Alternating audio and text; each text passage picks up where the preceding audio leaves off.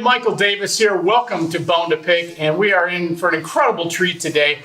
We are coming to you from incredible Napa Valley, St. Helena, and the Long Meadow Ranch. Big thank you to the president and CEO, Ted Hall, for hosting this event today and for allowing us into this spectacular office. I wish you could all see what we're looking at, but it is indeed a special place. This is really a dream come true for our Bone2Pick series. Two of the greatest trombone players of all time together, both very long associations with the San Francisco Symphony. We're getting ready to perform one of our Chairman of the Bone concerts here in a couple of hours. Couldn't resist taking the opportunity to sit down with these incredible players and talk about their extraordinary lives and careers.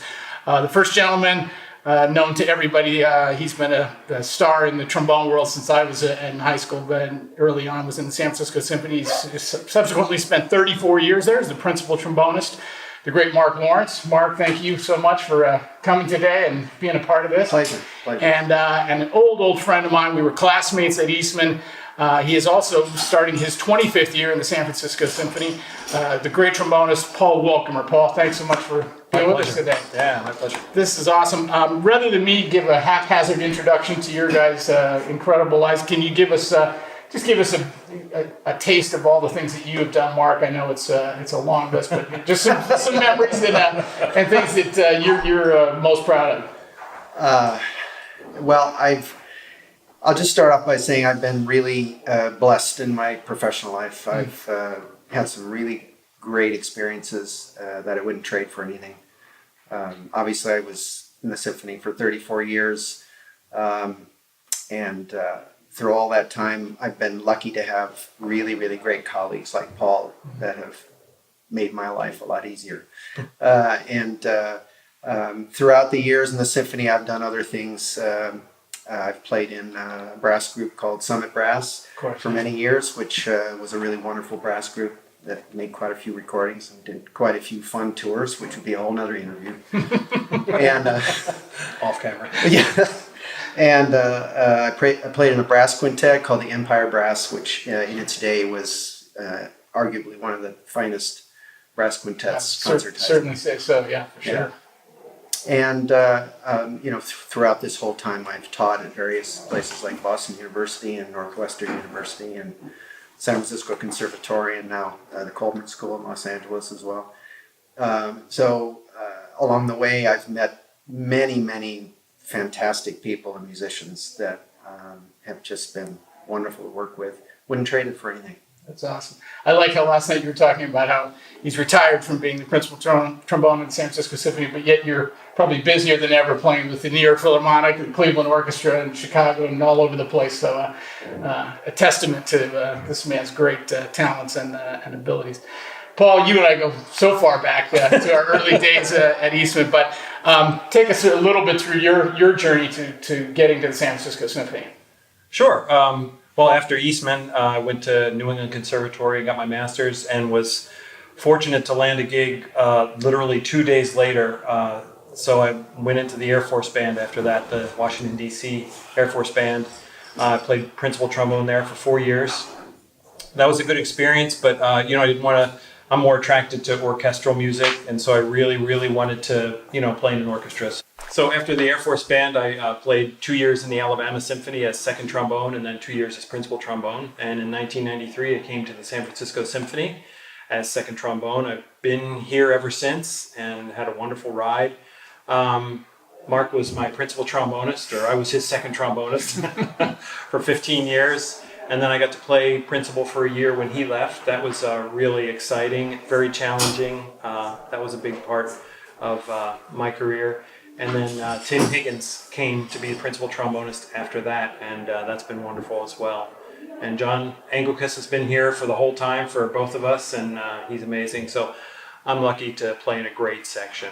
Yeah, well, they're lucky to have you. And it's really, historically, you guys have created it, but the section has always been at the highest level of any of the orchestras. And I haven't had the pleasure of hearing Tim, but I heard he's a remarkable player as well, carrying on the tradition that Mark established. So kudos to you guys. We were talking about this morning at breakfast, and it's something, as a lot of our viewers are young folks that are trying to get into this business. And as we all know, it gets it seems to be more difficult by the day. And one of the big things is taking auditions.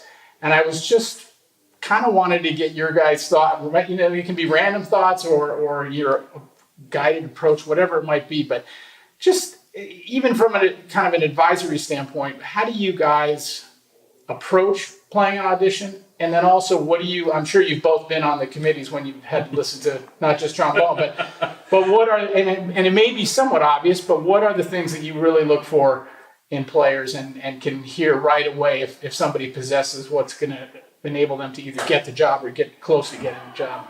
Sure. Mark, you want to go first on that one? Boy, that's kind of a tough question. As we were talking about at breakfast, it's a very unnatural circumstance. What auditioners have to go through. They come to a strange city. They stay in a strange hotel. They eat meals that they don't know whether they're going to agree with them or not. They may or may not get good night's sleep before the audition. There may be somebody in the room next to them that's really loud. Mm-hmm. So there's a lot of factors that affect how they play, and you have maybe 5 to 7 minutes in the first round to demonstrate to the committee what you have to offer. So it's right off the bat that's challenging, and good players can have bad days. It happens all the time. But I think that the preparation for these auditions, the mental preparation is very, very important, because you go into an environment that's mentally very stressful. And if you do your practice, most of the time you can be ready physically, but the mental preparation, preparing yourself for that circumstance and visualizing yourself in that circumstance is really, really a big part of it. And I don't think probably a lot of students think of that enough. I mean, that's just one aspect of answering your question. No, it's a good answer. But the other thing is, I think it's really important for any young musician to be really objective and realistic about how you're sounding. By recording yourself and playing for other people. What happens as players is we get used to the way we sound, and it sounds normal. Mm-hmm. Whatever is coming out of our horn sounds normal after a while, whether it's right or not. So it's important to have that outside objectivity of either a recorder or somebody else listening, so that what you think up here is coming out of your bell is actually coming out of your bell. Well, that's such a good point. Yeah, you get so used to the way you sound, and whether it's a good day or not, it's in your head, Absolutely. And you brought up earlier this morning, we talked about the Don Green's books, Performance Success, Audition Success, and it seems like I read those just as I thought they were really helpful, even though my end of the music business, we don't tend to audition, but did you recommend those to your students as well, as far as? Absolutely. He started out as a Olympic diver and coaching Olympic divers and athletes, and the transition from working with athletes to musicians was a very natural and easy transition for him, and he's really enjoyed working with musicians, and he does a fabulous job of what I was talking about, the mental steeling yourself mentally and preparing yourself mentally for that few minutes that you have of sheer terror. To be able to prepare yourself mentally, because it's like being the Olympics, having an event that lasts a few seconds. You have to be prepared for that, so when that happens, you can perform at your absolute peak. So he's done wonderful work in preparing musicians for that. Good words of advice. Paul, yourself, I mean, you've had tremendous success, and you just won your audition, so I'm sure you're not auditioning all the time now, but what are your thoughts on the audition process? Yeah, I have more audition experience than many people. Put it that way. I was definitely not one of those people who won every audition they took. It took me a while to figure out the process, to raise my level to where it needed to be. And it was finally when you got rid of that crew cut. That helped a lot. Yeah, sure. The crew cut's not thank God for those screens. Exactly. Yeah, I think I frightened Mark the first time I made it in the finals. I was still in the Air Force at that point. Well, saluting. Exactly. That was a little too much. Yeah, I would recommend to people that they start taking auditions when they're ready, but maybe not. They absolutely are sure they're going to win whatever job it is. Learn the audition process, like Mark's talking about, as well while you're raising your level to that. So by the time you're fantastic musician and trombonist, now you've never auditioned and you sort of don't know how that game is played. Mm-hmm. You want that all to come together at the same time. Mm-hmm. So with a few notable exceptions, most people don't win these big jobs when they're 23, 25 years old. Mm-hmm. Most people, I think, or many people, their path is more akin to mine. You win a smaller job, you take a bunch more auditions. You win a slightly larger job, you take a bunch of more auditions. So I would say not getting discouraged is important. And then finally, the way to prepare, I think, is to, obviously all the stuff everybody talks about at first, playing time, playing tune, play all the right notes. Yeah, you have to do that or you won't show up in the next rounds. But if that's all you do, you will never get any job. Mm-hmm. Because you have to be in this situation. You have to be with people. I like to say that, music it's a team sport. And if you don't play well with others, and if you don't have significant musicianship skills, you're not going to get anywhere. And so I would say you want to, first of all, be a great musician, do all the listening and playing it takes to become a great musician, and then be able to demonstrate that in the heat of the moment, that you can keep your mind on the music making.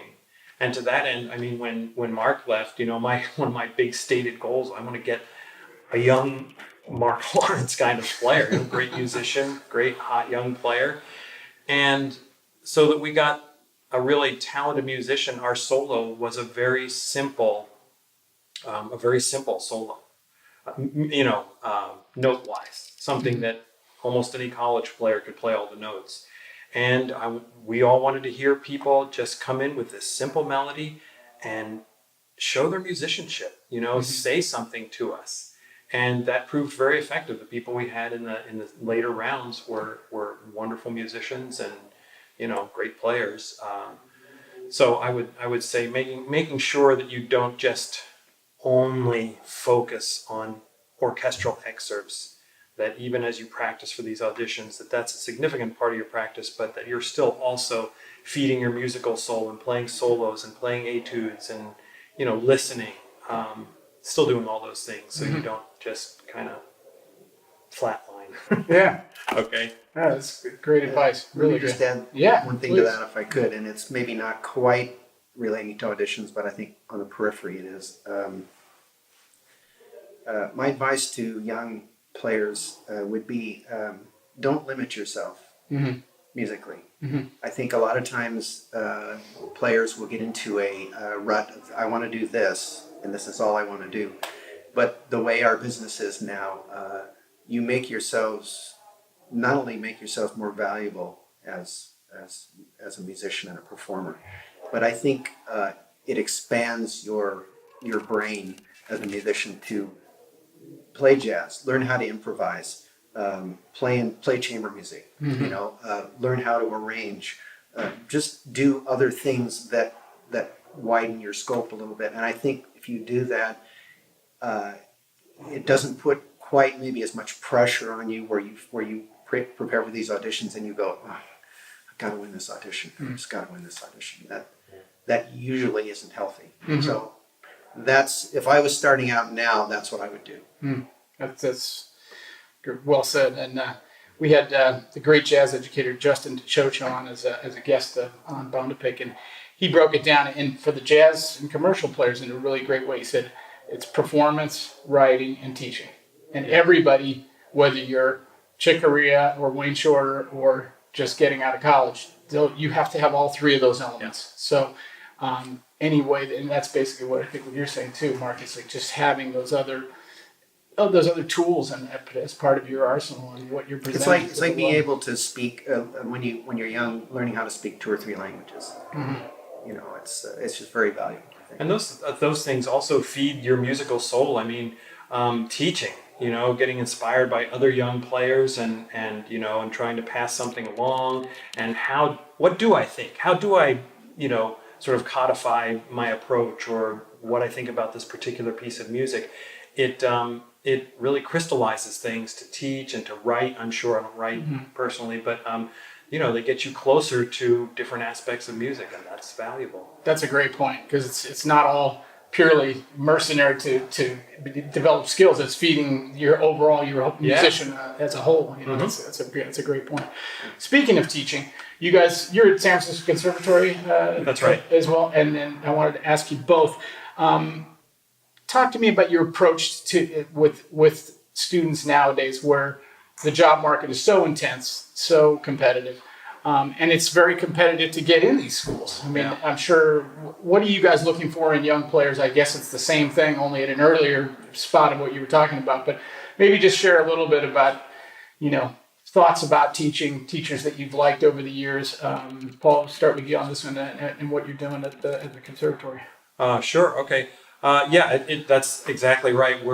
I'll speak for myself. I'm looking for, somebody who shows me some innate musicality, some spark of music making, that I feel like I can, hopefully fan into, open flame of musicianship.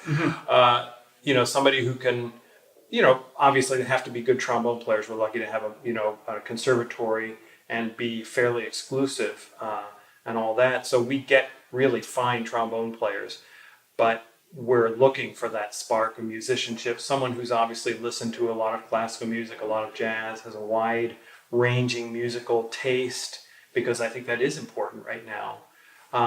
And while they're there, we require them to play chamber music, because we all feel strongly, the faculty, I know this, that's a huge part of musical development, is playing in small groups and getting something to the very, very highest level in a small group. It's just key. That's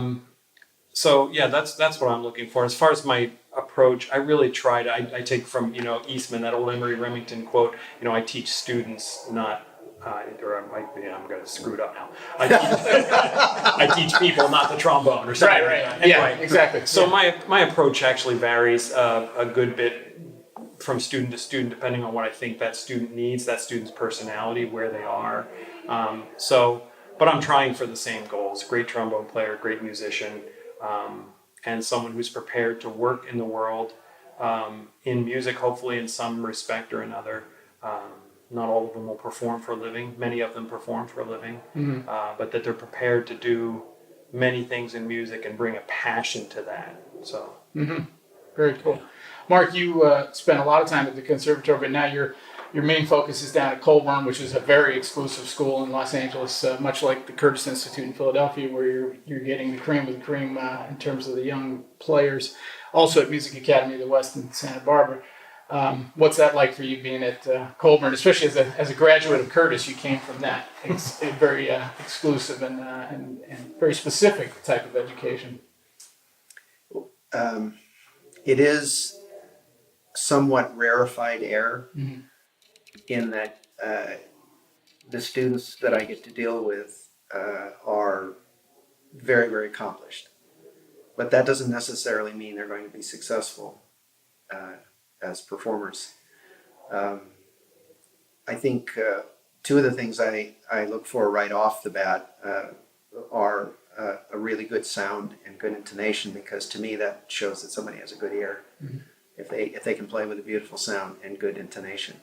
But you need somebody. You look for people that are self-starters, people who are, you can tell are very focused and persistent about wanting to be great, and I think that's kind of a necessary component today. If you're going to be a performer, you have to have that burning desire to be successful and to be great. Even if you're good, you need that. And so that's one of the things I look for. Obviously, someone that has a personality when they play. So, you can hear that behind the horn. That's obviously so important, because when you hear at an audition, when you hear 50, 75, 100 people, the people that stand out, I think Paul would agree with, the people that stand are the people that have a personality when they play, there's something behind the horn. They're not just playing by rote. But this is what I need to do here. So all those things are important, but any profession where the supply is much greater than the demand, which ours is, you have to have tremendous persistence and desire to be really, really great and successful. I think that's really necessary. Yeah. It's probably a good time for me to say that I've taken over 40 auditions. I knew we were going to get that out of you at some point today. Just persistence, and yeah, it's true. You have to have a thick skin and be persistent and have a passion. You really want to play for a living. Yeah. Yeah. Yeah, there was a. I'm sorry to interrupt. No, of course. If you tell somebody, I think maybe you should consider doing something else. Not that I necessarily would, I might, but if you say that to somebody and regardless of that, they say, I don't care what you say, this is what I want to do, and I'm going to, I'm willing to do what it takes. Sometimes those people end up being more successful than maybe people who have slightly more talent, but don't have that same single-mindedness. Yeah. Well, we were fortunate to sit down with Ted Hall before this interview, are you kidding? That's where I get some of my ideas. he's sitting right here with us right now, but he's such an incredible business person, entrepreneur, philanthropist, one of the most generous people. But that was one of the things that he said in the range of incredible success that he's had, the persistence, and staying with what his intentions were, where he was going. This is just a little bit of a curveball. Give me 2 or 3 players that aren't trombone players that have inspired your musicianship on some level, sound-wise. And don't think too much about it. Just like when you're a kid and you heard, I remember for me when I heard Freddie Hubbard play, It was just like this, and I practice Freddie Hubbard solos as much as I possibly can. It's just the most inspiring thing to me. That obviously it's different for everybody. But Paul, throw a couple names out at me. Non-trombone players. Oh shoot! That's not fair. When I first got to San Francisco, certainly our principal oboe at the time, Bill Bennett, was a huge inspiration to me. Just a fantastic musician and beautiful player. And then probably Dave Crable, also former principal horn, consummate professional, and just what Mark was saying about personality. Just his personality comes through on all the. Especially, I think of him when I think of every time we play Dvorak 8. I think of Dave, and just tons of personality. And probably for sound, non-trombone, Glenn Fishtall. Just the ease of production and that beautiful balance between brilliance and clarity and still being sweet. So they're all breast. There's more singers. Anyway, that's a few right off the top. Yeah, that's cool. Yeah. I just think it's so helpful for us as trombone players to look a little bit outside of it and what we can draw from other instrumentalists, and obviously Maurice Andre. Yeah, let's do a lot of Maurice Andre coming up. Of course. Yeah. Mark, how about yourself? Well, I'll go back a little further. Probably one of the earliest musicians that I can remember working with that really inspired me was when I was in high school. During the summer, I played in a group called the Detroit Concert Band. And this was actually a professional band led by Leonard B. Smith, who was a famous cornet soloist. He played with the Goldman Band back in the day. And every night he would play a solo with the band, whether it was Carnival of Venice or something like that. And he was not an orchestral player; he was a soloist, he was a cornet soloist. And but he played so effortlessly and with so much fluidity in his playing. That really inspired me. Yeah, so he was one of the first. And then I remember early on listening to a lot of recordings of Dennis Brain, the horn player. Of course, yeah. That was very, very inspiring as well. Yeah, very cool. And the reason I ask the question is just to get all of us, especially as trombone players, to just like I said, get outside the box a little bit and take advantage of what's in front of us, especially for you guys playing in one of the world-class orchestras. Amazing. I think it is helpful to listen, especially as brass players, listen to singers and other wind players, oboists especially, I don't know why for me, but other people who have to deal with wind and other people who have to, breathe. And, it's always lovely to listen to string players, but it's a different thing if you're trying to really incorporate a breath-driven phrasing. Do you know what I mean? Absolutely. Yeah. So that's. Yeah. Well, I think you're right. It is important for trombonists to listen to. Like my mother was a very fine violinist, and of course I heard her all the time growing up. And I started on piano when I was 5, so that was very helpful to me. But trombonists have to deal with this awkward thing called a slide. Right. And so it's really important to listen to instruments that don't have to deal with that. Yeah. So you can understand how Could to be. transcend that, yeah. The greatest example I can think of that is Frank Rossellino, another Detroit trombone player. Frank, his sister was a violin player growing up. And nobody has more technique than Frank Rossellino did. And he would just mimic his sister. He had no idea that you can't play that on the trombone. And he would, he just figured out, I'll just play what she's playing. And that's how he developed his extraordinary technique. So it is that kind of thinking outside. I know we got to get to rehearsal, and looking forward to playing with you guys. This is going to be a really fun concert, and with Dan Gordon and Ted Hall. As we close out, I know you've given us all such great advice already. I won't ask my usual advice question at the end, but what's on the horizon for you guys coming up in the next stages of your careers? What are your goals? What are you looking forward to doing? And I know you're, of course, going to be in the orchestra for many more years, Paul, but what else is on the horizon for you? Well, I send my youngest child off to college this year. Oh, and congratulations. So I'm actually, thanks. It's a big deal. So I'm entering a little bit of a new phase where I hopefully will have even a little more time to dedicate to playing and teaching. And I conduct the brass ensemble at the conservatory, and that's I have a couple projects in mind, but just ongoing, that's really exciting for me.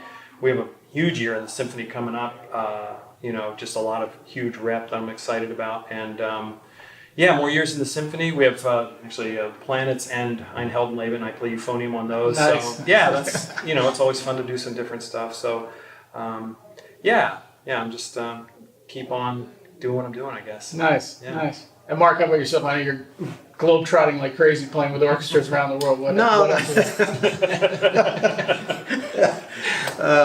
If only. No. Big thanks to Mark and Paul for being our guests this month on Bone2Pick. And as you can probably tell, our camera decided to stop working there right at the very end of the interview, so we apologize for that. We're actually quite fortunate to have gotten this interview. Mark and Paul and myself were out in the Napa Valley at Ted Hall's gorgeous Long Meadow Ranch Winery performing a concert in August. And our friend and colleague and brewmeister extraordinaire Dan Gordon hustled out and got us a camera at the very last minute, and then stepped in and was our videographer for the interview. So really happy that we were able to pull it off, and I hope you guys got a lot out of hearing Mark and Paul's incredible insight and knowledge that they gave us through this interview. So continue to like us on Facebook and YouTube. And share these interviews with your friends and colleagues. We always appreciate that. And we will see you next time on Bone2Pick.